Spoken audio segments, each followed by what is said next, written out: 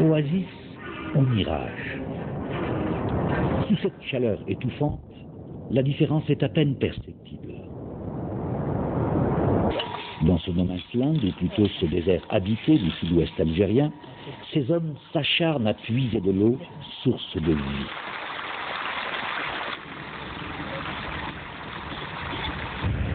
Ces puits, ou hassis, se succèdent à perte de vue. Ils sont reliés par des canaux souterrains qui permettent de canaliser les eaux de la nappe vers la surface du sol pour l'irrigation de leur véritable jardin d'Éden. La canalisation souterraine de ce puits est obstruée. Alors, l'eau est vidangée pour procéder au curetage. Hadj Qadour s'apprête à plonger dans les entrailles de la terre à 30 mètres de profondeur pour procéder au curetage.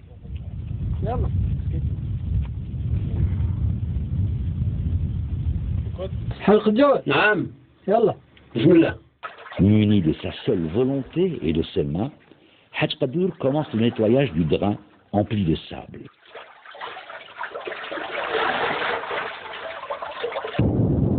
Jadis, cette tâche était dévolue uniquement aux esclaves, Khuddam ou Mawali.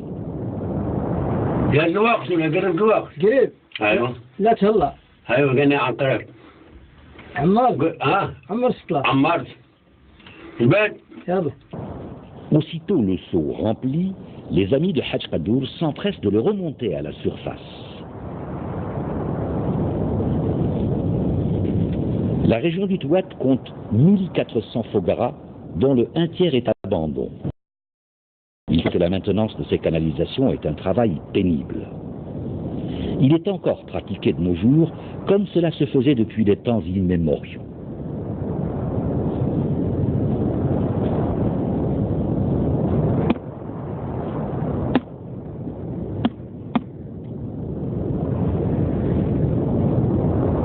Le seau, une fois vide, accroché à l'une des extrémités de la corde, est précipité vers le fond, tout en remontant le deuxième seau, accroché à l'autre extrémité de la corde. L'opération se répète inlassablement jusqu'à épuisement, accompagnée du gémissement que produit le grincement de la pluie. Hadj Qadour, à 30 mètres de profondeur, le dos courbé, continue sa besogne d'un geste mécanique. Cureté, cureté, cureté. نعم محمد يلا تكلمنا حلقة الجو نعم يلا يا ودي يلا يلا لا خليه يدق لي انت يلا بسم الله يدق لي احنا ربطنا لك لعبه انت ما تدقيق على شيء سيدنا محمد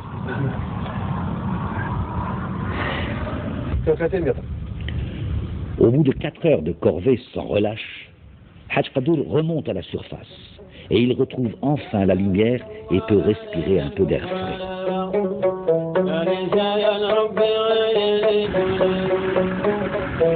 Et voilà. Maintenant que les canalisations sont libérées des boues, une eau limpide jaillit à la surface du sol, se frayant un chemin à travers les rigoles pour arroser les plantes nourricières. Le bonheur se désigne sur le visage de cet homme, dont la sensation, lorsqu'il irrigue ses champs, est celle que procure le sang qui coule dans ses veines et qui donne la vie.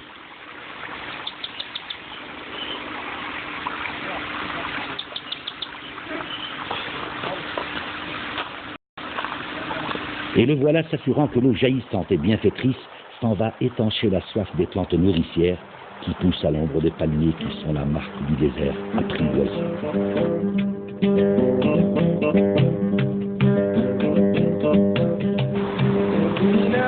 Hadra, capitale du Touat et du Goura, autrefois connue sous le nom de Tine.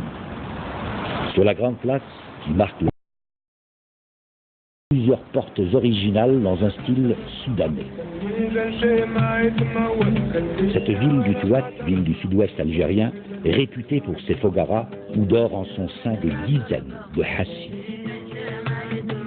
Il faut dire que le nom Touat est le pluriel arabisé du mot zénet tit, qui signifie source.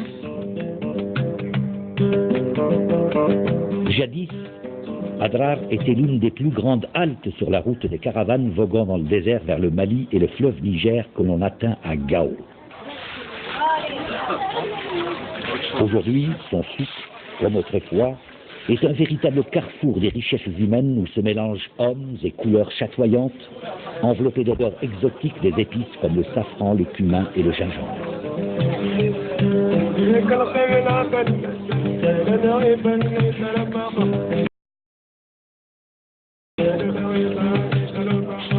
Autrefois, le Touat était la région la plus riche du Sahara de l'ouest algérien, où se croisaient les caravanes provenant des royaumes de Tlemcen, Fès, Tunis, Tripoli ou Tombouctou.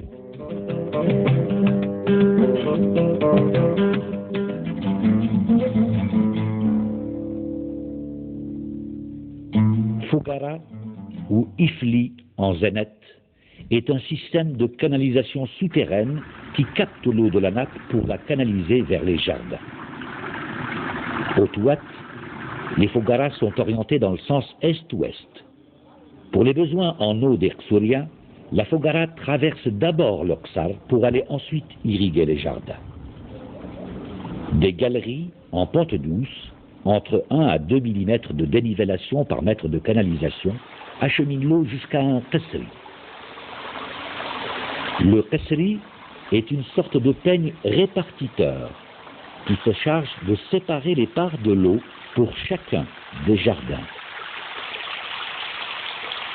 L'espace entre deux dents de peigne est appelé aïn. Et chaque aïn appartient à un individu ou à un lignage. De Sirioun, l'eau est acheminée par des séguiettes ou canaux vers un autre qasri. Et ce schéma répétitif peut s'étendre sur plusieurs kilomètres. Une fois la part de chacun déterminée, l'eau arrivant par une ségia est récoltée dans un majen, un bassin de retenue d'eau.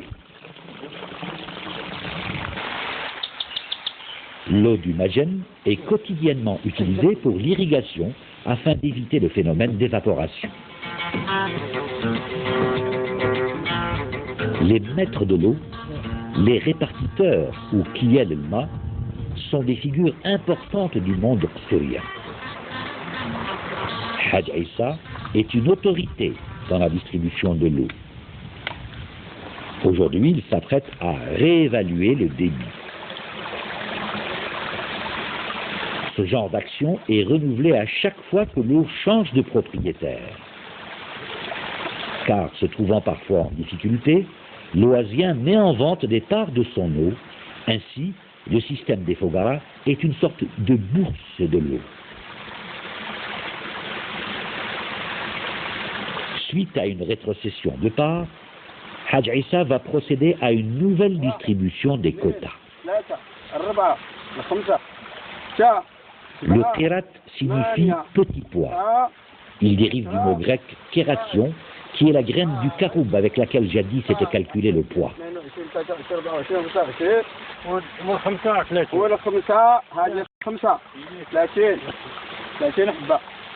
Ce calcul se fait grâce à une grille en cuivre percée de trous de différents diamètres. Et chaque trou ou habba correspond à une part déterminée d'un individu ou d'un lignage.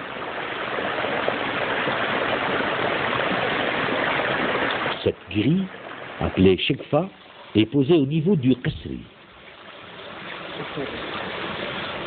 À l'issue de ce calcul, le visage de la Fougara est remodelé et les ayouns sont redessinés et reconstruits.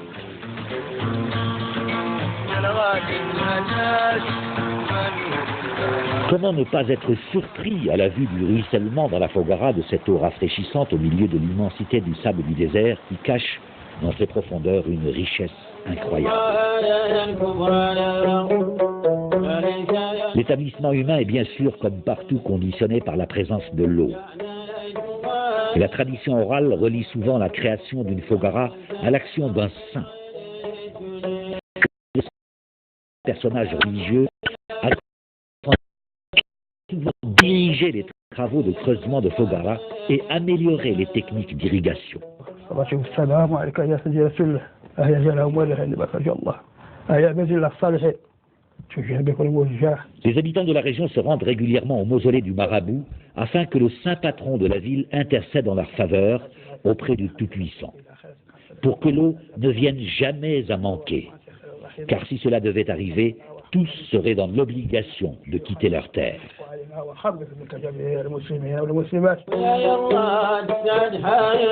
L'esprit du Kfourien est apaisé après avoir prié et récité quelques versets coraniques.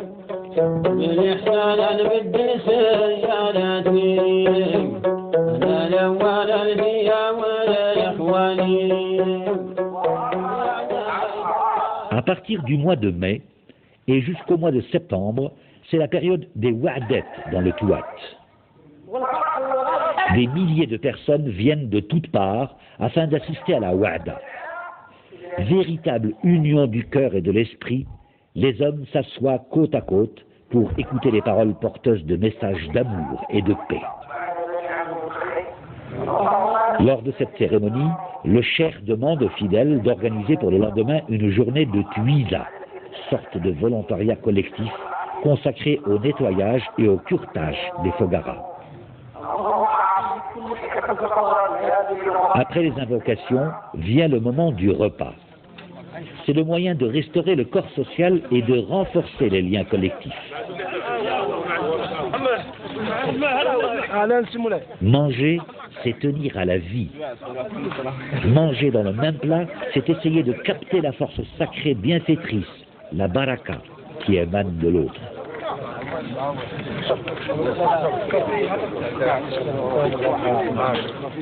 Une fois que tout le monde est rassasié, vient le temps de la procession qui constitue le liant entre les diverses parties du corps social. Aujourd'hui, ils sont liés par la fête, demain, ils le seront par le travail communautaire.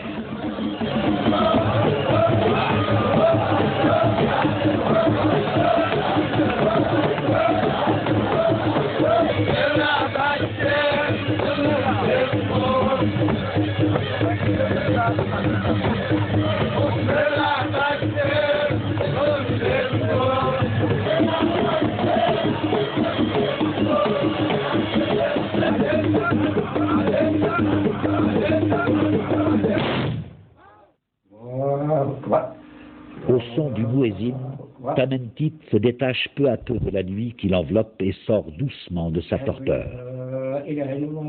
Comme à l'accoutumée, Hajj Ahmed appelle les fidèles à la prière.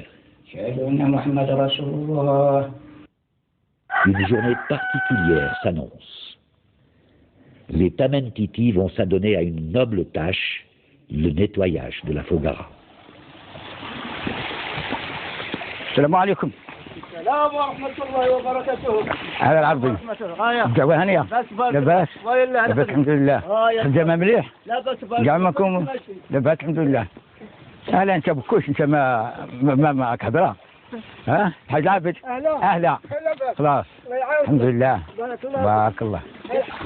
Une fois l'an, les Fogaras doivent être curées afin d'assurer leur pérennité, car sans cela, elles sont amenées à disparaître et avec elles la vie dans leur seau.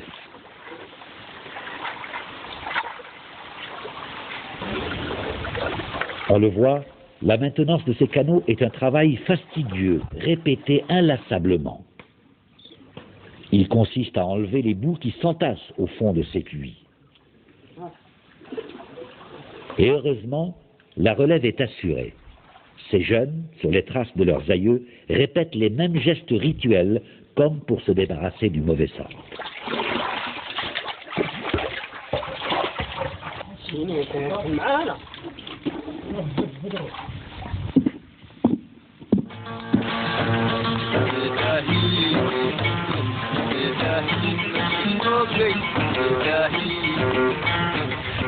وجيب الرملة. جيب الرملة. الرملة باش نحطها. رملة بيضاء ولا البيضاء. Al-Khalfi est le maître de l'eau ou Kiyal el-Ma. Personnage important au sein de la communauté. Si un propriétaire venait à vendre sa part d'eau ou bien en acheter, aucune transaction ne se fait sans la présence de Kiyal el-Ma. Le vrai travail commence. Al-Khalfi retrousse les manches. Il commence à consolider Al-Qasri.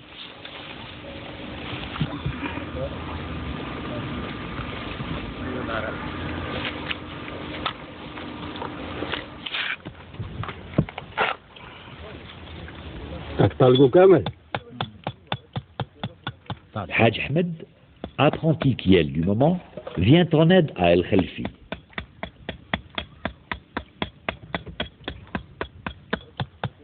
Al-Khalfi commence par tailler les espaces entre les dents du peigne, Al-Ayoun, pour remettre l'eau à niveau.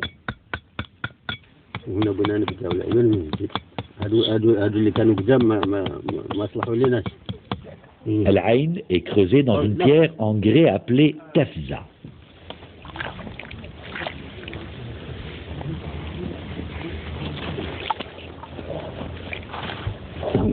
Une fois Al-Qasri consolidé, Al-Khalfi lime les dents pour les amener au même niveau.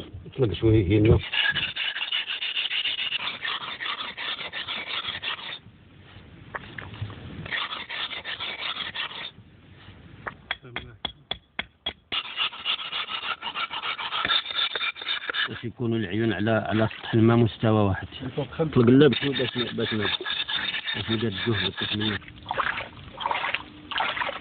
أنا نزلت به من أنوبة واحدة خلاص. هو سرح الماء دوك. ما بقات شطين منه.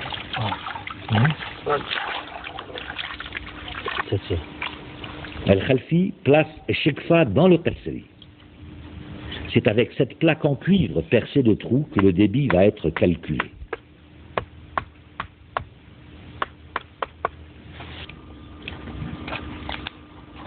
وعندها رقات هنا في الوسط ميزان واحد الشرطة هنا هذا باش نهار يوصلها الماء ينزل منها الماء من هنا الماء ما وصلها هاي مازال ما تعمر 2 3 4 5 6 7 8 9 10 هذوك فيها 10 حبوب 10 حبوب. 10 حبوب راه مقسم على حساب ثلث. وعندنا هذا الزريق دوك النحاس قيرات النحاس لقينا 10 دوك 10 بغينا نقسموها على 3. Il faudra maintenant appliquer les calculs sur le terrain, toujours sous l'œil attentif de Haj Ahmed. هذه صغيرة باغيين نعطوها 3 حبات نتاع 3 قوارب نتاع النحاس نتاعها.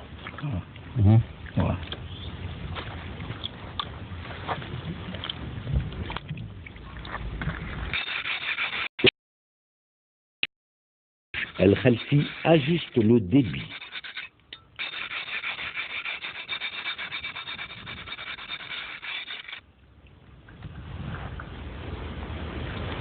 هذوك راه وصلنا مال الرقاص. فهمت هذه بقات لها بقات لها من 10 بقات لها 7. هذه دوك نخرجوها تمشي على روحها ما 3 تجينا.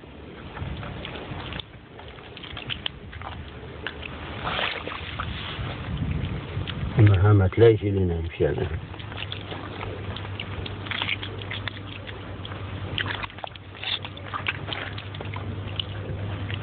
هذه بغات لها شي حد من وراء الكيل ويمسك.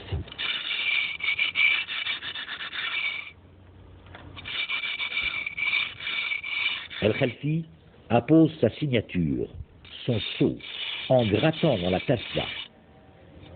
Plus personne ne pourra venir toucher le Qasri jusqu'à ce qu'un autre changement de propriétaire intervienne.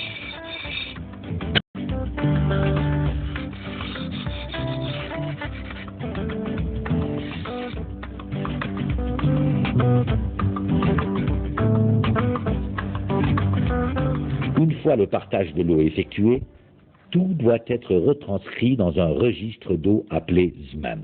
قلنا في هذا سميتو عزوز بن محمد بن صديق ولا شاري. بسم الله.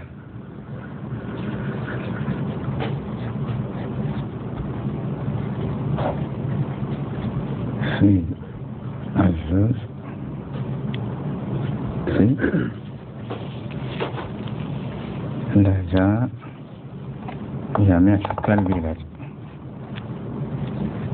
En présence des principaux concernés, tout est porté scrupuleusement sur ce registre afin d'en garder trace au fil du temps.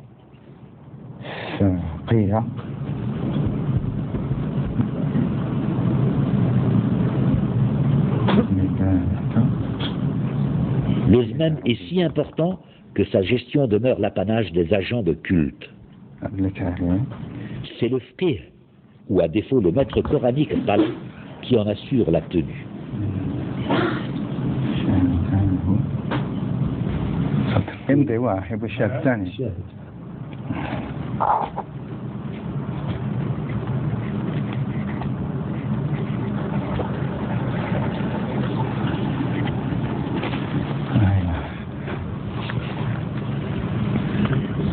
Un thé au Sahara est un rituel fascinant et authentique. C'est un espace de retrouvailles qui allie le plaisir des sens, la vue, l'odeur, l'ouïe, le goût, mais aussi et surtout l'esprit. Et comment peut-on imaginer sceller cette transaction sans la traditionnelle cérémonie du thé?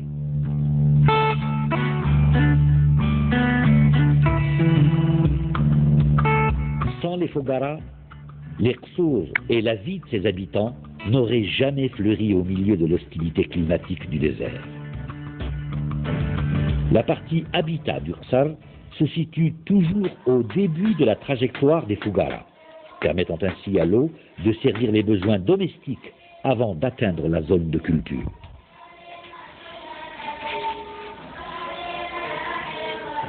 De manière générale, l'habitation est en tôbe, avec une structure en mur porteur assez épais. La poutraison est faite de feuilles de palmier, jrid. Le sol à l'intérieur des habitations est tapissé tout simplement de sable fin. Les maisons sont aveugles. Elles ne possèdent pas de fenêtres vers l'extérieur. Cependant, une ouverture carrée au plafond, dénommée l'œil de la maison, laisse passer un faisceau de lumière.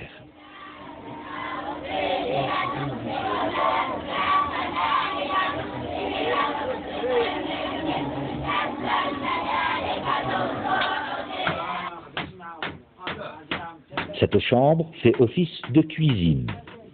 Elle est sans toit pour permettre l'évacuation des fumées résultant des feux de bois.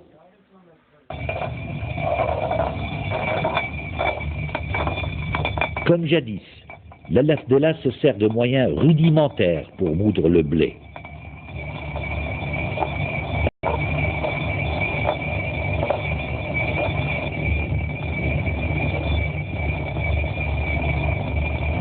Au Sahara, on ne produit que du blé dur, un produit adapté au climat sec et aride. La semoule, issue de ce blé, ne peut être consommée que sous forme de couscous, de gâteaux aux dattes et de pâtes alimentaires. C'est peut-être pour ces raisons climatiques que le couscous trouve ses origines dans ces régions berbères du Maghreb.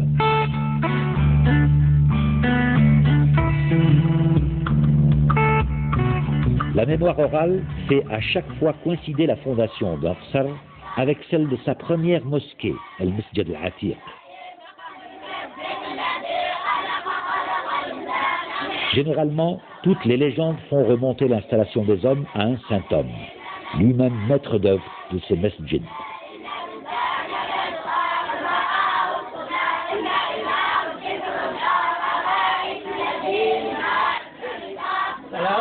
Aujourd'hui, ces petites mosquées font office d'école coranique, mais elles sont là aussi pour rappeler aux hommes leur dette envers le saint fondateur.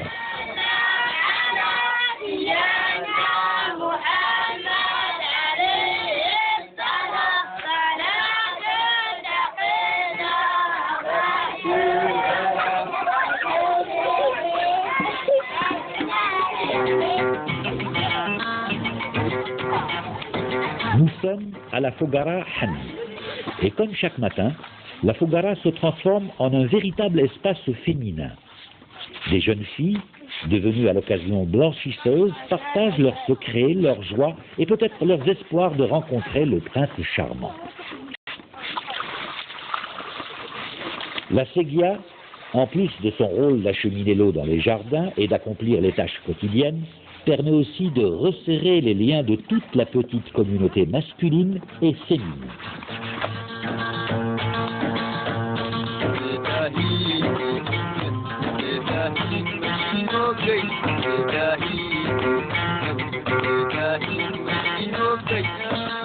Jardins et Ksol sont intimement liés. Ils se nourrissent à la même source, l'eau.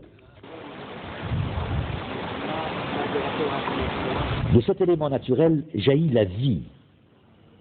Le vert des jardins est mélangé au jaune du sable pour le plus grand plaisir de l'œil. Sous l'ombre de ces palmiers fertiles et protecteurs pousse toute une culture vivrière.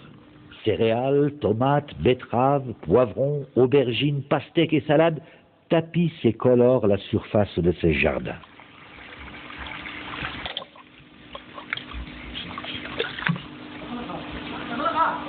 De cette aquarelle naît aussi le tabac et autres cultures objets de transactions par le troc avec le Mali, le Niger et les pays du Sahel, jadis appelés les pays du Soudan.